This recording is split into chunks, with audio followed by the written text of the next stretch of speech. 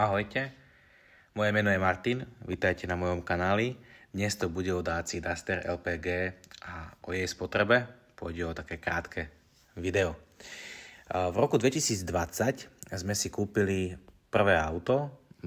Bolo to Dacia Duster LPG 1 liter. Boli sme s ňou veľmi spokojní a počas tých 3 rokov sme mali úplne perfektnú spotrebu okolo 8 litrov. Tak sme sa rozhodli, že do rodiny si kúpime druhé auto, taktiež Dacia Duster s tým istým pohonom, ale teda o niečo väčším dojazdom na LPG. Vzhľadom na to, že najazdíme trochu viac kilometrov, tak sa nám to hodí a neskôr uvidíte prečo.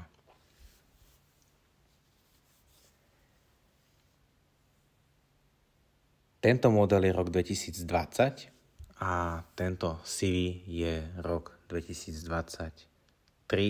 Ide o úplne identické vozidlo, zmena je len dizajnová. Čo sa týka rozmerov vozidla, tak je to absolútne úplne identické.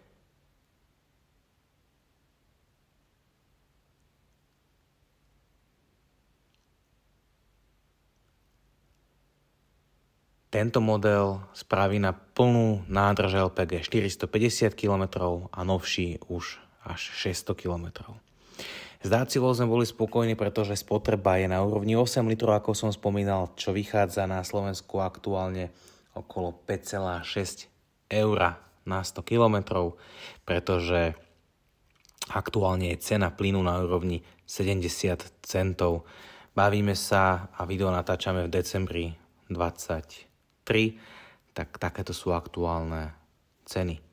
Keď to porovnáme s iným priemerným SUV na benzínový pohon, kľudne aj s Daciou Duster mimo LPG na benzín, tak sa bavíme o priemernej spotrebe približne 7,5 litra benzínu a tam je už náklad na 100 km viac ako 12 eur.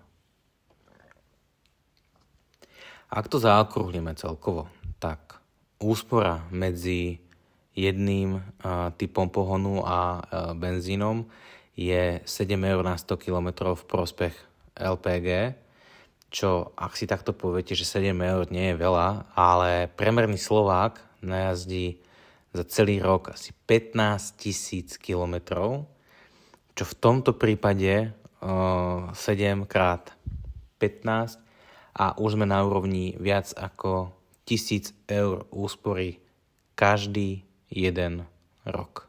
Priemerne. Bavíme sa o priemernom Slovákovi. Čiže priemerný Slovák ušetrí, ak by jazdil na LPG, viac ako 1000 eur ročne, čo je priemerná mzda na Slovensku. Ďakujem za odber, ďakujem za sledovanie.